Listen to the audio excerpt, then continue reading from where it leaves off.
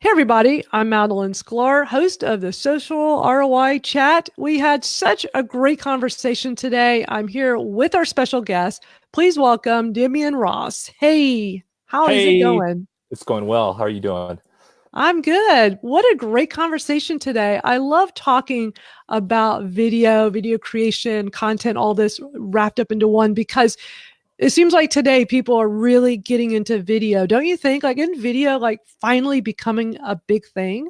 I really do. I do. I'm a little jealous. I feel like I should be having this too, just but Because I'm a podcaster, right? right, Like it's right. like I it's get right it. here. It's like I can't resist when I do video. It's like, I feel Totally. weird not using my fancy mic. I can't block the beard though. The beard's my selling point, and when this gets in the way, yeah, I Yeah. think video is really, when I originally started the project, the idea of the Road to 300 was making me visible to kind of the sphere that I was involved in, selling sponsorship for social media marketing world at the time, and it really helped out. Like it did things like this. I was basically a sales guy getting on shows where I could talk about my experience creating videos, but then also just kind of like Trojan horse talk about where I worked. It was awesome. It was such a great idea. And even though that wasn't the idea was just to do something creative and have fun. But it's I so love that. important. Yeah, video is so Yeah. important. And you probably know this as a podcaster. I feel like podcasting's really, flipped a switch, with Spotify It doing what they're has. doing. Yeah, it's really like it's something I'm excited about venturing into too as well now. Yeah, well, yeah, podcasting has just gotten so huge, but it's really great to see more people embracing video. I Yep. did, I last year, about a year ago, I launched a program helping women in business get over their fears of doing video, especially live streaming video. Mostly it was live streaming, but also recorded video. And it was so amazing to me as to how many marketers that were out there that had not done a Facebook Live yet, even a year ago. And Right. I thought there's a disconnect here. Like something is like missing with these people where like they're not getting the importance of this. So I got on this like crazy mission. I kind of like still did the Twitter stuff, but like, it's like I had to like venture over into this for a while and like really help people. And really the number one thing was people were afraid to hit the button and just go, like just do Right. it. I was so surprised, but it seems like here we are a year later, early 2019. Seems like people are getting more comfortable doing video and pressing that button, don't you think? Yeah, I think too, when video, all of us as we grew up, video was really polished. And so when you saw Right. something on MTV or if you saw something on a local news station, it was so polished. And I think once you started seeing where things weren't so polished, but yet the content was good, it really made it where everyone could start doing it. What's that analogy? It's everyone, the good news is everyone can do video. The bad news is everyone can do video. But I Right. actually feel like some of the bad is what really helps some of the good. Because once you saw someone and you were like, oh my gosh, they're doing it, then I could totally do it. And maybe they even quit because, but whatever reason, it inspired you. And I feel like that's what's really kind of catching on, but I do Yeah. feel like, I keep talking about this. I think the thing that makes me successful, and your definition of successful is different for everyone, is that I really am not copying anyone. Like Yeah. there's no like, ooh, I see what Casey Neistat's doing. I'm gonna do exactly what he's doing. Right. I And really, Gary V and all yep, that. People are really big copycats, that's for sure. And yeah, yours is so different. It's so refreshing. I mean, I get drawn to it because it's like, wow, I feel like I'm just hanging out with you. And right, you're right. just being like the real guy, like just hanging out and talking about what's going on. And it's so amazing that you've been doing this daily for so many days now. I can't wait to talk about that because I've seen people do these like challenges, like I'm going to do a video every day, and they get all the way to like, day 20 something, and then they run out of things to talk about. And that seems to be a common theme. Whereas you have something to talk about every day. And I think it really showcases how creative you are because that's not an easy thing to do. You know what? I would say that from the outside, it looks like it's not very easy. But, just if I recorded our conversation, there's probably 3 or 4 topics already that I could Yeah. pull and talk about. There are amazing people that I follow that tweet and then now give me an idea, or a meme that gives me an idea. But then I also just have the Demian side of stuff, just the Demian stories that are interesting. And, it just, I travel the country full time. So I have different locations I can shoot from. So there are different aspects that make it interesting for sure, make it easier.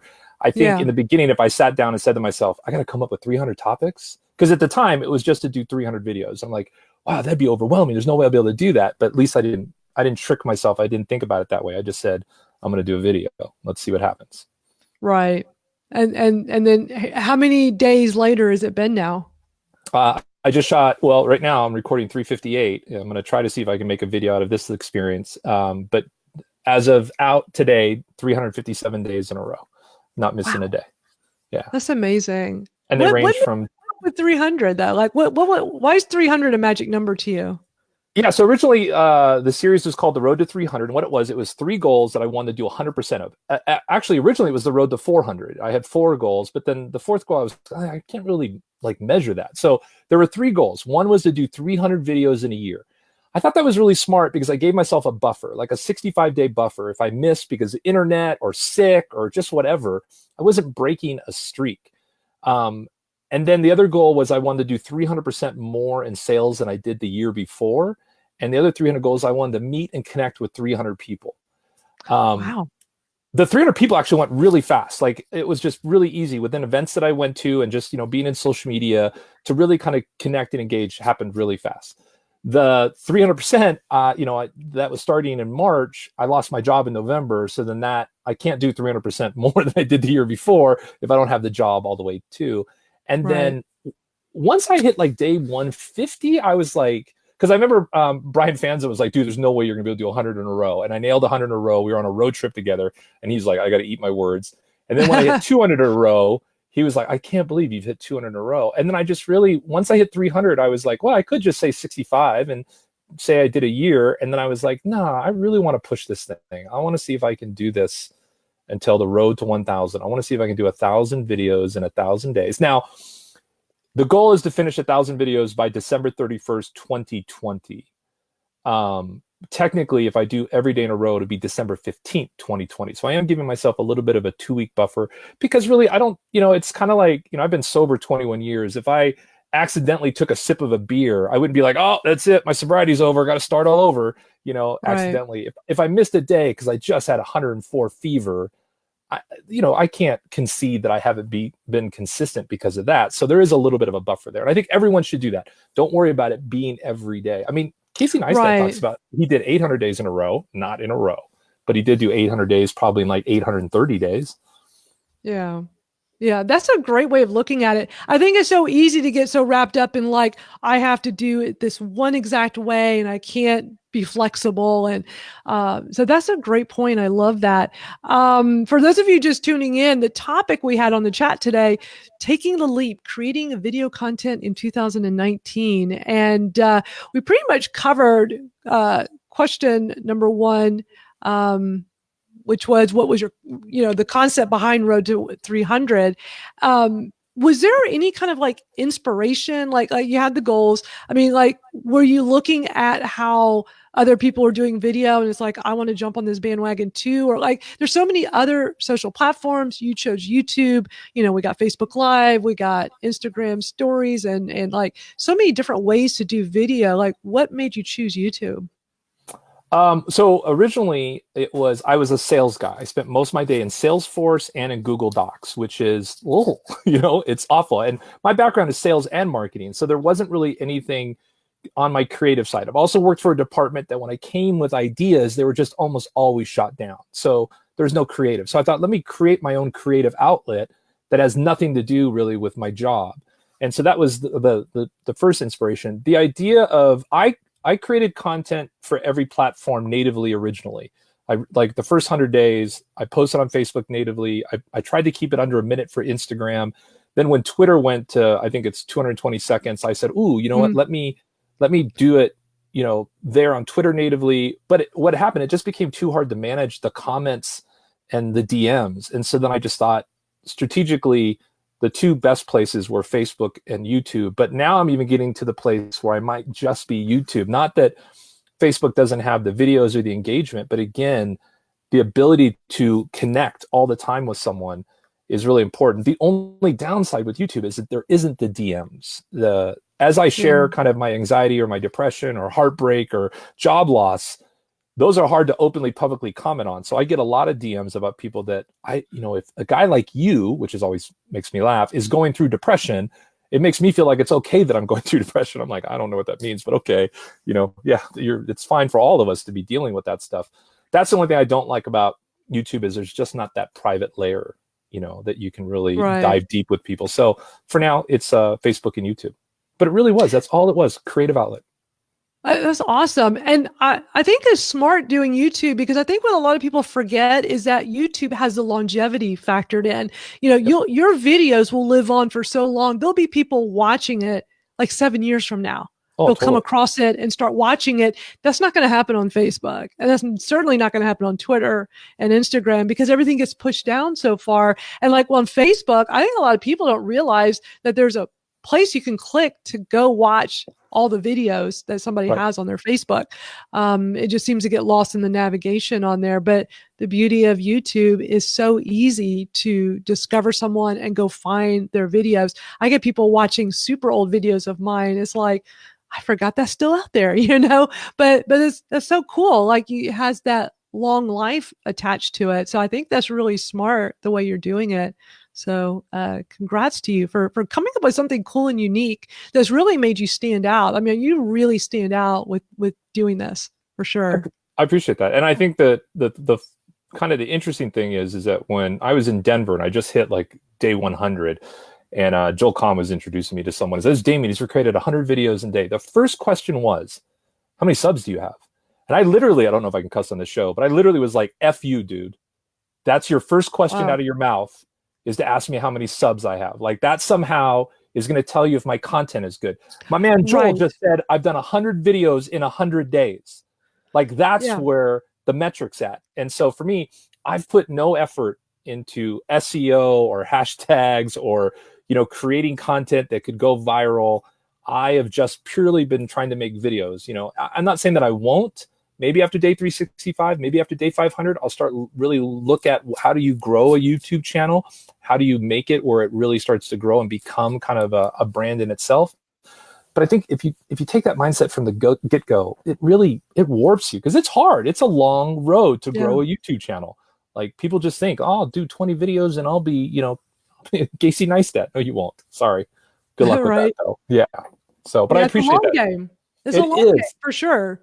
It is. And even when you look at the Casey Neistats and the Pat Flynn's and all these people that have like really grown substantially on their YouTube, like, they've been working it for a really long time, and they may already have a big audience, a large audience from all the other things they do that just come running over to their YouTube. So it seems like it's, when you're like trying to build a name, trying to build a brand, and you're throwing, YouTube into the mix, you just got to be really patient, and just the consistency is the key in all this. Yeah. And I think it's also really, people talk about all the time, like, how do you monetize it? And I'm like, how do I put a value on this, being on this show? Like, without my video series, I'm not on this show. Like, I'm a good, funny guy, but at the end of the day, you've got to be able to bring something unique. It's gotten me speaking events. It's gotten me on multiple podcasts, all kinds of lives. It opens the door for a lot of sales conversations for me when I needed it. So a lot of people get really hung up in some weird metrics. And I think that's where most people give up, like you said. Now, even Pat Flynn is a great example. Pat Flynn was an early adopter to YouTube, and he went away. Like, he went dark on YouTube for a long time. And he would he would record his podcast and put it on YouTube and stuff like that. But now he's dived really deep back into it. And when he finally launched the new product, he had this amazing video following that made his, I can't remember what the Switch Pod, like, just blow up, because he already had this community within the video area. So even if you give up, you can always come back. There's not a problem. Absolutely. That's such a great point. Thanks for bringing that up. I really am so glad you said that, because it's so true. Just because, maybe we were an early adopter to YouTube, and then we kind of abandoned it, and it's just stale old videos there. I mean, I always tell people, you make the rules, it's your own rule book. So you can always make a comeback and get 100% back into it. So I want to move over and talk. I'm going to do question number 4, because it's funny, just having this conversation, we pretty much covered the first several questions of the chat. Sure. And if anybody watching missed the chat, just go over to Twitter, go to social ROI hashtag, and you can read all the great information that was shared today. But with question number 4, and I think this is a really important conversation to have with marketers, building a personal brand versus being authentic. So what are the dangers of becoming too camera ready when creating content? Because I think a lot of people get so hung up on that. Yeah, I really do feel like, especially in kind of our space, there are times where I've met people and I've only know them basically online, their video persona. And I meet them in real life, and sometimes I don't even recognize them, which is weird. And then just Yeah. from a personality, that video personality is not their normal personality. So for me, it's kind of weird. And also too, I think what I've noticed is I had a video, it was video 118, where I sat down with a topic and I went in a completely different direction. And I talked about how I went homeless in 2016 and just really dove deep into just kind of my own. It was like a 20-minute video that I had edited down to like 4 or 5 minutes, one of my longest videos. But it was also one of the most kind of just, I couldn't believe like how many people were engaged by it. And it was just me being me, which has been the same since the beginning. There's not a difference in my videos. But what I've noticed is my brand's kind of evolved in the sense that I don't want to say that I'm the down and out depressed guy, kind of a thing. But I think telling my story, I know what I could do. I travel in a brand new 41-foot fifth wheel around the country. I've traveled so much. I could make it where it's just this amazing travel vlog and life is perfect. It's all kayaks and bonfires and there's nothing to worry about. Look at me. I have my life together. And I just feel like it would be so fake. Like, if I had that kind of brand and then, we're at a restaurant having a conversation and I'm talking about, oh man, this last year lost my job. I went, through like a really terrible kind of heartbreak, blah, blah, blah. And it's like, well, I've been watching your videos. I haven't seen any of that. Wait, what do you mean? So it's just weird. So I think your brand is who you are. Who you are is authentic. To me, it's like kind of almost in the one. And I think we know some people within our space that are very fake and they are, trying to be a watered down version of, let's say, Gary Vee or someone to that effect, and that's just not, you just be you. Like, that's all you can do. And that's what makes us unique. Like, I embrace that uniqueness and I love it. Like, that's me is who I am and nobody else can be me. I've had people copy, I'm going to do a video every day for 300 days. Do it. Like, knock it out. I'm going to copy your format. I'm even going to close it with a lens cap. Do it. Knock it out. That's not what the secret sauce is. Right. That's not going to do it. You are the one that's going to do it. Your content, what you're saying is going to do it. For sure. Although I do love the way you open and close all your videos. And if anybody's watching this have not seen this YouTube channel, I urge you to go check it out. What is the link? Go to youtube.com/what? Demian Ross, which is spelled weird. It's DEMIANROSS. And that's for everything. Instagram, Twitter, Facebook. There is a Road to 1,000 Facebook page. If you'd rather watch the videos on Facebook, you can do that there. And that was one of the things I did too, is I moved it off my personal and put it on a page, just because I felt like I was bombarding my friends that maybe just didn't want to see these videos every day. And I'd rather it be a choice. Yeah. YouTube's a choice, a page is a choice. Let's keep our friendship. I don't want to see your video every day. And what's funny too, just side note, is a lot of people will say to me, Damian, I'm sorry, I haven't seen the last 3 or 4 days. I'm like, I would never expect everyone to watch every video. Like, just check in when you can check in. That's impossible I don't even watch every video. And I edit them all, so I don't go back and get an extra view by watching it. So I don't expect anybody else to at all. Yeah. But it's nice that people do and that they're so supportive. And this ties in perfectly to question number 6, and this will be our last question to close this out. So slow progress is still slow progress. How can content creators pace themselves and remain motivated when results are low? Because, I think people get really frustrated and they give up. So how can they push through that? I think kind of in the beginning, I think it's really about setting a content goal as opposed to looking at the numbers. Like, if there was a way to really be blind to the numbers. I think a lot of times it's the perception of the numbers. So like, take Instagram stories. Nobody knows how many people has viewed your stories. It's like pure for you. Like, yes, you get to see, but it's not like someone can judge you based on your story except for the content. They can't be like, "Ooh, look, only 25 people like this," or 30 stories is, same thing with like a lot of times with podcasts, it's just the download. They don't know. So don't get caught up in that. I wish there wasn't that metric. I wish you couldn't see views like for the first year doing something publicly. So people wouldn't judge you by your view count. They would judge you by maybe after a year or a certain amount of videos, then view counts would come out. So for me, I set 300 videos in over a year, gave myself a buffer. But what I would say is, if anything you're doing, try to do it 90 times. And you can set the frequency. I won't do that for you. If you want to do it daily, go for it. If you want to do it weekly, go for it. The other thing I would say is put some in the can. I didn't do this. My day one was my day one. But I have had opportunities where I've shot, 2 or 3 videos within the same day, and now I have them scheduled because I know I'm going to be traveling or something like that. And the idea is I'm uploading a new video every day, giving yourself a little bit of a buffer in case you just run into something. It's really smart too, especially if you're doing something weekly. If you get 3 or 4 weeks in the can and then you start, even if something goes wrong, you can catch up. Because a lot of people, it's the same thing with like exercise. Once someone falls off, for some reason they feel so embarrassed that they're just like, oh, well, forget it, I won't go anymore. Right. No, you just missed one class. It's okay. You can go back. It's not a big deal. So I would say blind yourself to the metrics, to at least the views and the likes. Get away from that. Don't worry about it. Like I said, I'm on 357. It's still not something that's really in my head. Don't get me wrong. I do get excited when it's like, holy crud, that got 1,000 views. Like, what was different with that? Like, why did that? But if something has 40 views, it doesn't bother me. If I'm not growing, my subscribers, it doesn't bother me. Like, I just really try not to look at it. It's not the metric I'm looking at right now. I think that's super smart. And I hope people that are watching this are really getting it, that like, don't let that hold you back, because it's so easy to get discouraged and think, well, nobody pays attention, my content must suck, and I should just give up. Right. So great advice. Thank you so much for being our guest today. This has been so insightful. You shared so much great information today. What is the best way for people to get in touch with you and see what you're up to and learn more? Yeah. So again, everything's at Demian Ross. So youtube.com/Demian Ross. It is an odd spelling, DemianRoss. It's still pronounced Demian. It's a Herman Hesse book. The character was Demian. It's my dad's favorite book. That's how I got the name. And it's Twitter, Instagram, Facebook, and then obviously there's the Road to 1,000 Facebook page. But I would love to hang out and talk to people and get people's what they feel about it, and they can find me. I'm pretty approachable, and I try my best to answer every comment that I get, which isn't that hard to do. There's not a ton of them, but it's just important to engage with every comment. It's besides just hey, thanks, I like that.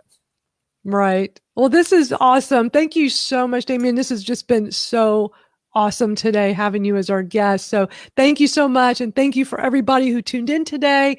And we'll see you back here next week with another awesome chat. So until then, I'll see you guys out on Twitter.